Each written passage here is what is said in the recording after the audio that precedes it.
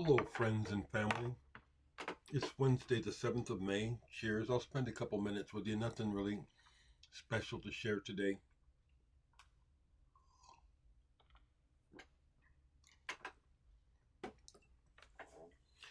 Um, maybe just a quick recap. I had a wonderful visit with my friend Dan yesterday. Dan Stewart of RAF. He's in the band 138 that does the Misfits. He has another band called Hand Painted Police Car.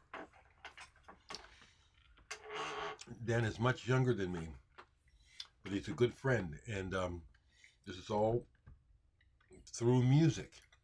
He was a kid, literally, a child coming to see me in RAF in the early days of the band in the 80s. And then through a series of events became a member of the band. And I'm happy it happened. We had a great visit yesterday. It was nice catching up and talking about stuff. We're both still grieving the loss of our friend Kelly. Dan and Kelly were very close since childhood. And so it was good to be able to talk about that, but also to get into other stuff. And we talked a ton about music and memories.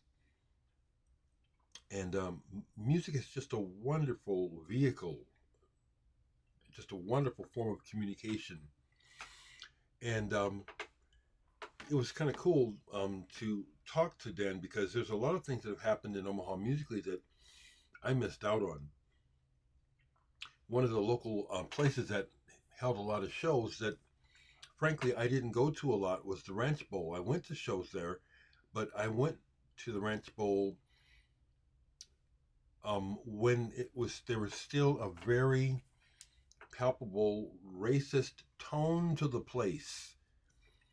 Quite often, I did not feel very welcome at the Ranch Bowl. Honestly, I didn't talk to Dan about this, but it brought it up. It's partly why I wasn't more closely associated with the place. But he was telling me about shows I never even knew happened there. Like, for example, Rainbow. Richie Blackmore's Rainbow played at the. I had no idea. That's one I missed because I've never seen Deep Purple, and they figure strongly into my personal history.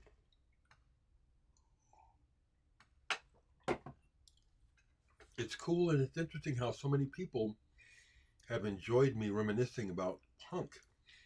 It really was a change. It was a sea change. Similar to the Beatles changing the landscape of popular music.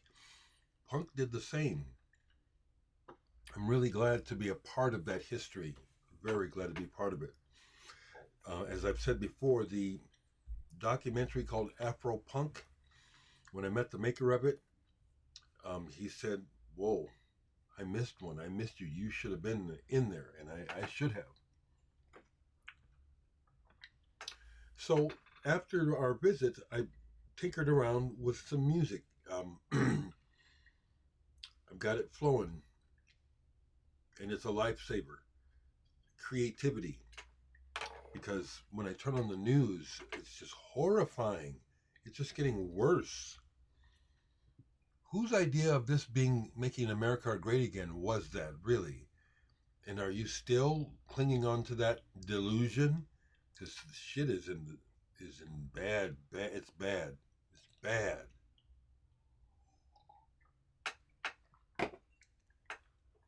All the more reason why I am just thankful for my little situation here, my home, my life, and I'm just sticking close to home. The world is crazy. I don't want to be out traveling. I see a lot of folks out having fun, traveling, doing all kinds of stuff. I don't want to do that. I don't. I'm good here. So when I finally cranked up a little bit of tunes, because it is part of my routine to listen to music or interact with music somehow, and playing records or CDs is part of it. I was talking to Dan yesterday about how it's just really hard for me to get into movies. But that reminds me, let me see if I can look it up here. I haven't finished watching it yet, but on Tubi or Tubby TV, I'm watching this documentary called American Hardcore, the history of American Hardcore, 1979 to 1986. Really enjoying it. It's showing it's really well done because it's showing the reality of what was going on, which was youthful energy, youthful madness mixed in with people trying to do something. I mean, there were social change going on amongst all the just crazy kids going crazy. But as I watched the about halfway through it here, I'm gonna turn this volume down, but look, put it on. But as I watch it, I'm such a part of this history, and so many of these people I've either met or worked with somehow through shows. I mean, everyone from Henry Rollins to Jack Grisham, Greg Ginn, I played with him, Mike Watt, Keith Morris, Greg Hetson. Played with TSOL a couple times, and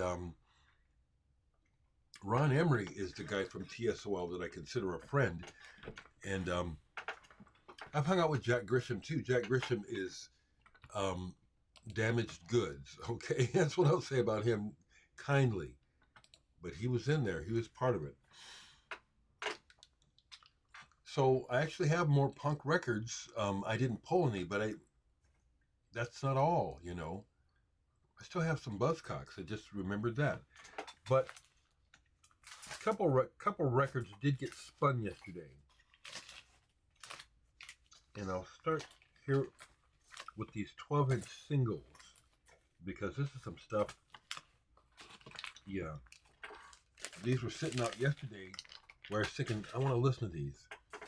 Mojave 3 was another project of the folks from Slow Dive that was more country inflected. I have one of the CDs. Some songs are good, but this is a 12-inch single, Bluebird of Happiness. And what I like about this is it's got that kind of soft, almost country feel, but these are the remixes where they're done. There's the album version on one side, and then the remixes are electronic. And I'm saying, yeah, that's what I like. That's what I like. I was saying yesterday, and thank you folks for the feedback on my comments, because I'm just saying what I feel.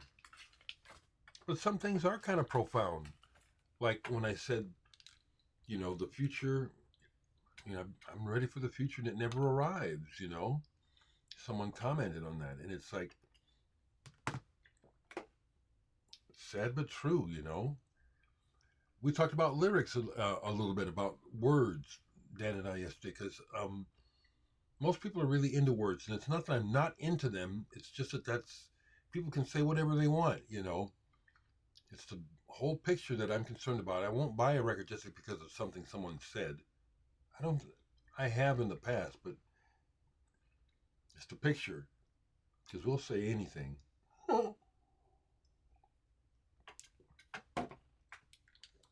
Another old 12-inch single. Sounds real dated, but I enjoyed playing it yesterday. David Harrow, No Easy Targets, Complete Control. Very much, it sounds like what he was trying to do was take what Cabaret Voltaire started and try to not commercialize it, but in a way, his version of it, and trying to update it. This goes back to 1984. And so it's like some of the electronic things he's trying to do with the beats on here are clunky, because I can hear, but it's still new to him. He barely knows what he's doing. and then his vocal delivery is exaggerated. And I wouldn't be surprised if by now, if he heard it, he would be embarrassed. You can see he's a young kid there, young man there. I'm so old that young adults look like kids to me. But it's like it's a key. It's just I've just always kept it. I said, well, let me play this. And it's like that's another thought. I didn't talk to Dan about this, but I asked about his dad because his dad isn't that much older than me. But at my age, not in a morbid way, but in a realistic way, thoughts of death and the end of life are part of my daily. It's what I think about a lot. It is. And reflecting upon youth and the music, a lot of the music that we listen to, which is um, the music of our youth is always important throughout our lives. Not sure what I'm getting at, you know, just musing.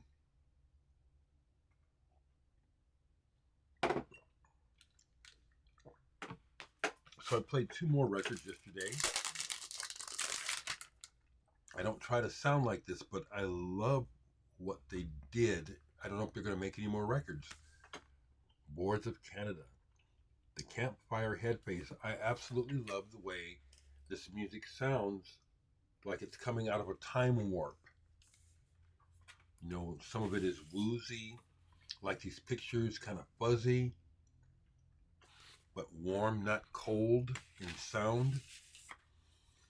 I like how quite often the voices, the little clips of voices of children that they use, the way that it sparks thoughts, memories, pictures in the head. This is wonderful stuff. I have several Boards of Canada records. Campfire Headface is wonderful. And the only other, no, there's two more.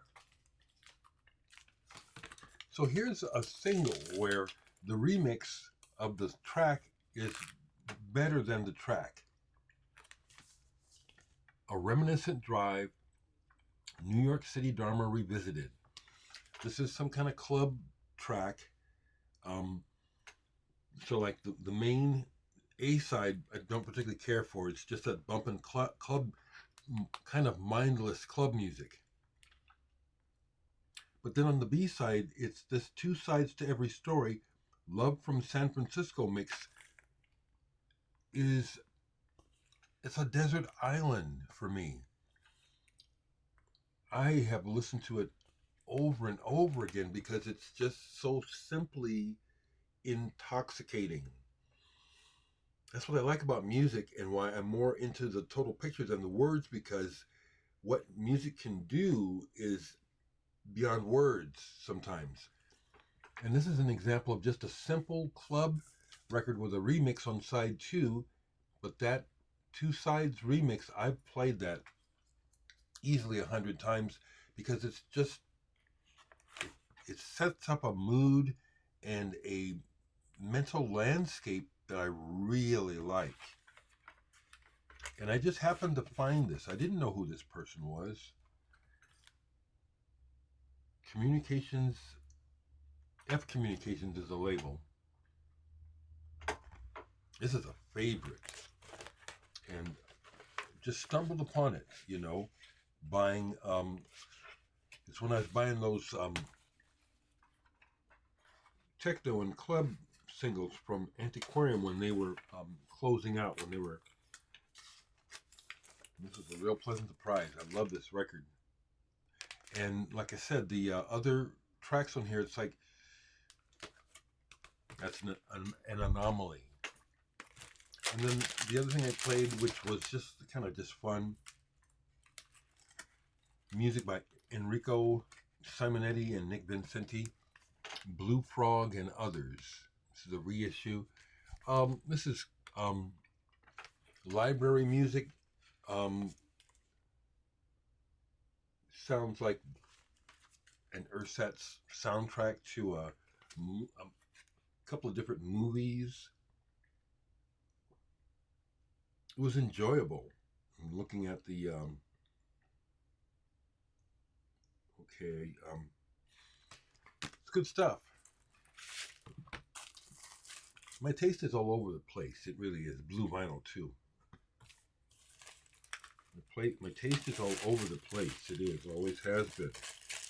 So all through the punk, I was listening to fusion, prog, jazz, pop, whatever I wanted to.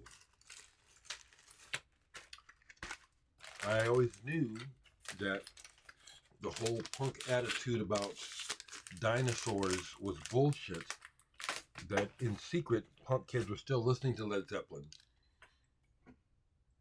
and stuff like that. It was just an attitude. It was, and then the press got a hold of it, and I blame the press for a lot of bullshit in culture where they manufacture shit because it sells, just for profit. But music is music, and we've always listened. I never stopped listening to what I love. This is sitting out because I was thinking about this. I listened to all of the Yoko Ono album, and it's like, this is much more musical than I expected. I'm glad I bought it. So I pulled this. I showed it online too. Power to the People, John Lennon with Plastic Ono Band. It's what we're needing and what we're trying to do. People are trying to show that we have power, trying to stand up to this hegemony, this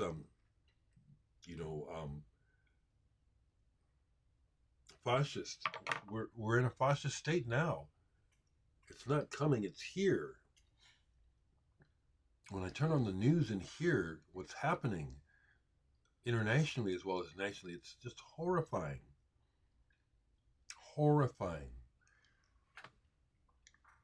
So thank goodness for music and the arts. Thank goodness for my family.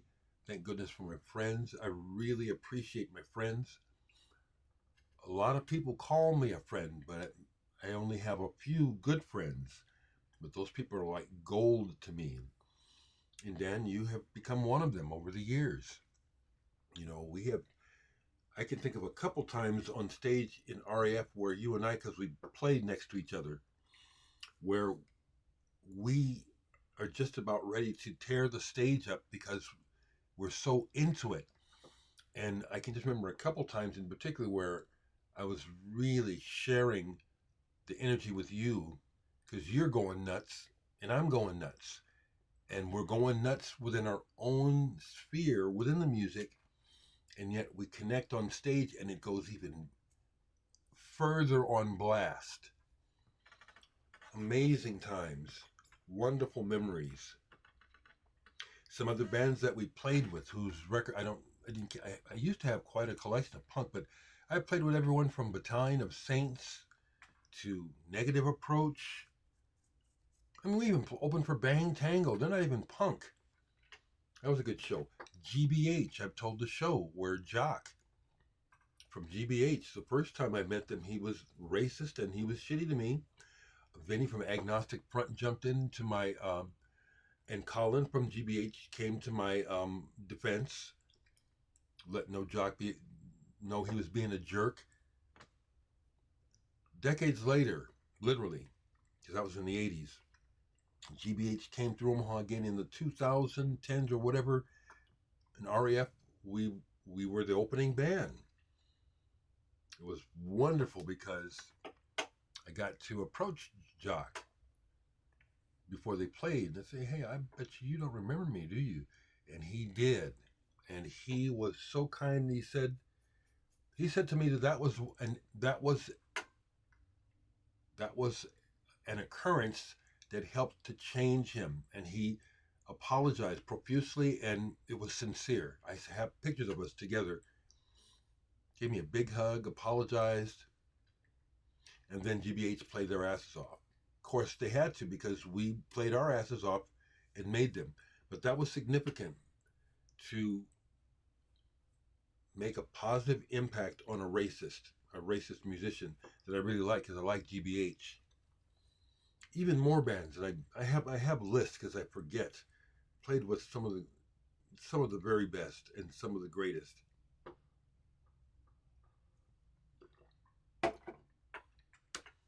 So, whatever you do today, let us as the individuals try to be the answer, because we don't have money, and therefore we don't have power to affect large events the way that people with money and power can.